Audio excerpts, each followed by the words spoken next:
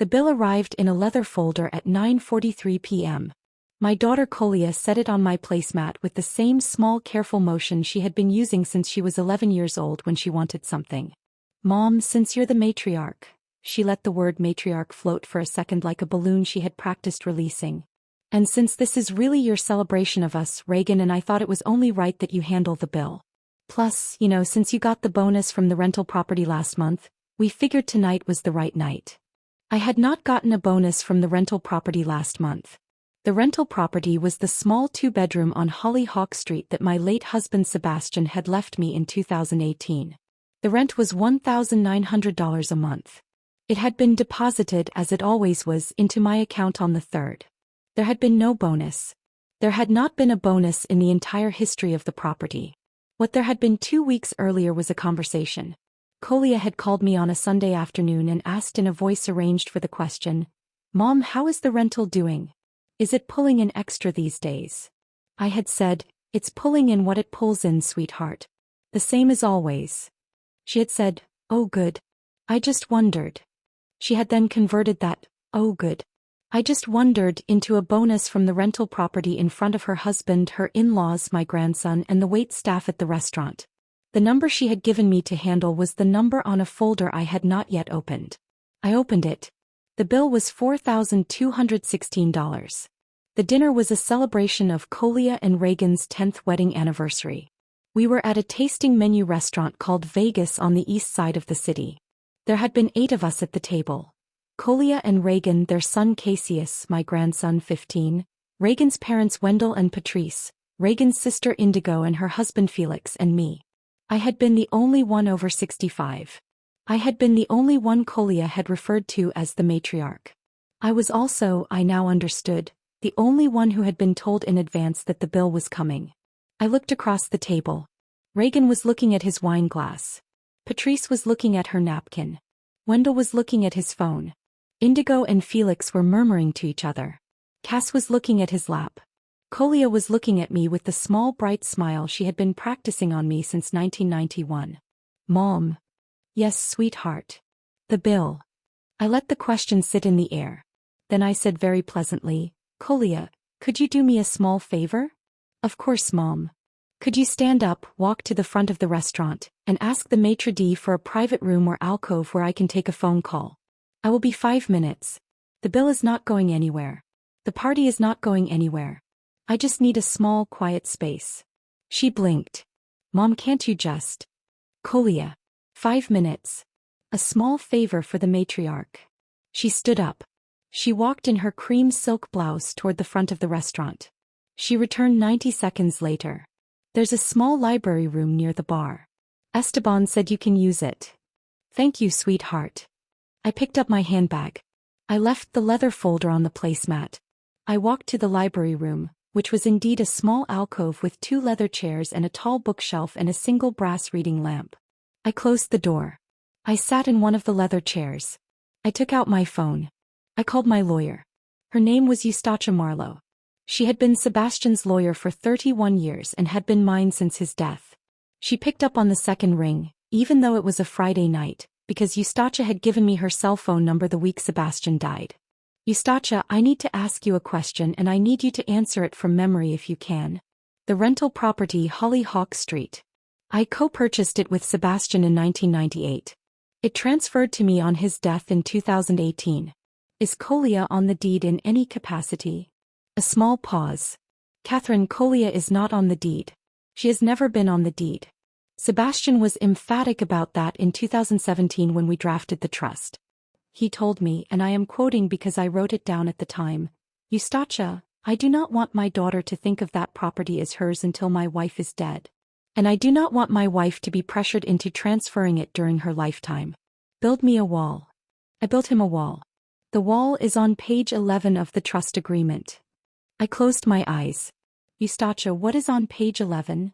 Page 11 contains a clause specifying that the Hollyhock Street property is held in your sole revocable trust, that no descendant or in-law of the original grantors has any equitable or beneficial interest in the property during your lifetime, and that any attempt by a descendant to claim, encumber, represent, or otherwise treat the property as belonging to them, including in casual conversation with third parties, may be grounds for the trustee to exclude that descendant from all post-mortem inheritance of the property's eventual proceeds. I sat very still in the leather chair. Eustacia, tonight at dinner my daughter told her in-laws and the waitstaff that the $4,216 bill should be handled by me because of a bonus from the rental property. There was no bonus. She invented it. A small silence on the line. Then Eustacia said very quietly, "Catherine, is this the call where I bring out the clause?" "Eustacia, this is the call where you bring out the clause." "Then I am going to need you to do 3 things tonight. First, pay the bill. Pay it with your own card. Do not argue. Do not refuse. Do not embarrass yourself or your grandson at the table. Pay it and leave the restaurant calmly. Second, I need you to forward to me in writing what Colia said at the table verbatim tonight. I will need it for documentation. Third, I will call you at 9 a.m. tomorrow morning, and we will begin the closing paperwork to remove Colia from the trust's contingent beneficiaries. By Monday at 5 p.m. she will not be in the line of inheritance for the Hollyhock Street property." "Eustacia, what about the rest of the estate?" "Catherine, the rest of the estate is a separate question. You can decide that on Monday. Tonight we are dealing only with Hollyhock Street because Hollyhock Street is what Colia chose to lie about. We let the punishment fit the lie. That is good legal practice and better moral practice." I returned to the table at 9:54 p.m. I had been gone 11 minutes. I sat back down. I picked up the leather folder. I removed my credit card from my wallet. My own card, the one with my own name on it, the one Sebastian had insisted I keep in my own name in 2003. I placed it inside the folder. I handed it to the waiter. "Thank you. The tip should be 25% on the pre-tax. Please add it before you run it." "Of course, ma'am." He walked away. Colia smiled across the table. "Mom, thank you. This means so much. Reagan and I were just saying earlier, this is exactly why we wanted you here tonight." "Yes, sweetheart. I imagine it was." Her smile flickered. Just slightly. The flicker was the size of a thought that had not yet been allowed to become a sentence. "What do you mean?" "I mean exactly what I said. I imagine that is exactly why you wanted me here tonight." Reagan looked up from his wine glass. Patrice set down her napkin. Cassius looked at me with the expression I had been waiting to see on someone's face all evening. The expression of a young person who has just heard an adult woman speak in a register he did not know existed. Colia laughed, a small bright laugh. "Mom, are you being funny?" "No, sweetheart. I'm not being funny. Funny would have been making a scene about the bonus you invented for the rental property. Funny would have been refusing the bill. Funny would have been embarrassing your in-laws by listing in front of them the 17 times in the last 6 years you have referred to my house, my retirement accounts, and my husband's estate as family money. I'm not being funny tonight. I am being unusually patient. I want you to remember that." The table had stopped moving. Colia's face went the blotchy red of a woman who has been described accurately for the first time in front of her husband's parents. Patrice set down her water glass. "Catherine, I don't think any of us realized." "Patrice, it's not your job to apologize for my daughter. It is not even your job to acknowledge what just happened. You may simply sit there and enjoy your decaf, and I will not hold tonight against you. Wendell, the same applies to you. Indigo, Felix, same. Cassius, sweetheart, same. Colia and Reagan are the only 2 people at this table who need to remember tonight, and I would like them to remember it without the rest of you cushioning the memory." The table was perfectly still. I picked up my coffee cup. I drank what was left of it. "I am going to leave now. I will not be at brunch tomorrow. I will not be at the anniversary photo session on Sunday. Cassius, sweet pea, I will see you Saturday afternoon at my house if your parents permit it. 3 p.m. front door. We're making cinnamon rolls. The doorman will let you up." Cassius nodded. His eyes were very wet. I stood up. I picked up my handbag. I walked out of Vegas at 10:11 p.m. into the cool October air. I did not look back. I took a taxi home. I did not cry. My hands didn't tremble. I sat at my kitchen table. I drank a glass of water.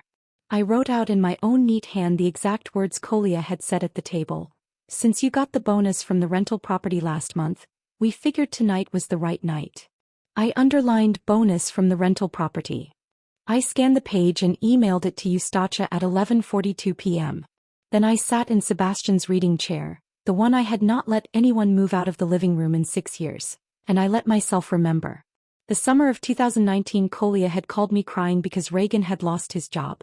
I had wired her $18,000. She had thanked me with a card signed Love, the Whitlock family. She had stopped using my surname on cards in 2018, the day after Sebastian died. The Christmas of 2020, Kolia had called to ask if I could help with Cassius's tuition deposit. $2,800. I had paid it. She had then mentioned that Cassius's spring break trip was $1,100. I had paid that too.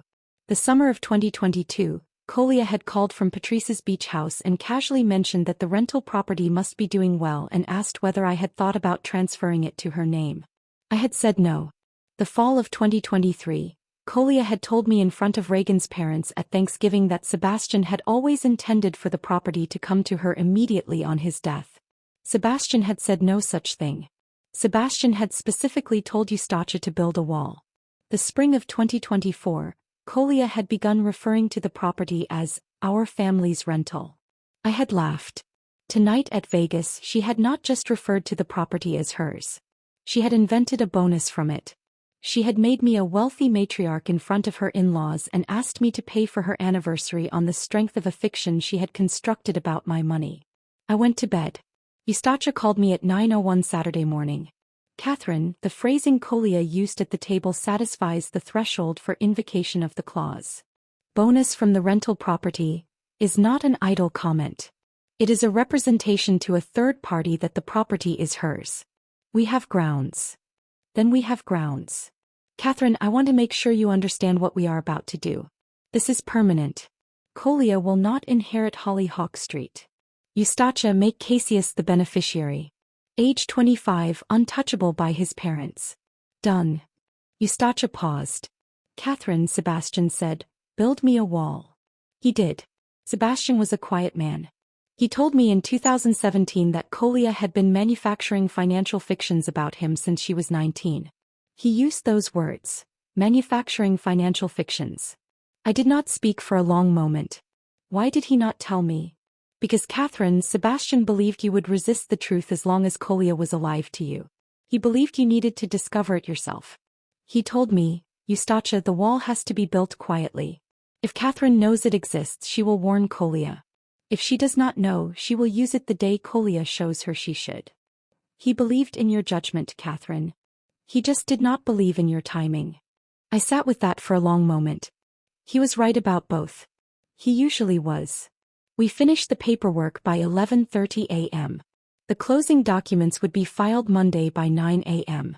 By Monday at 5 p.m., the contingent beneficiary on the Hollyhock Street Trust would be Cassius Whitlock, age 15, with full access at 25. Kolia would not be informed of the change. She would discover it only on the day she became entitled to learn, which would be never. Cassius arrived at my apartment at 3:30 p.m. on Saturday. He had taken 3 buses to get there. He stood at my door in a hoodie. I opened the door. I hugged him. He held on longer than he usually did. Grandma. Yes, sweet pea. Mom's really mad. I imagine she is.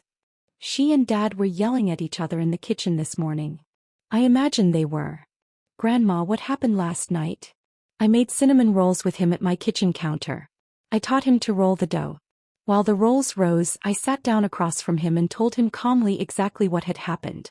The bonus that did not exist. The rental property. The wall Sebastian had built. The closing papers. He was quiet for a long moment. Then he said, Grandma, was Grandpa angry?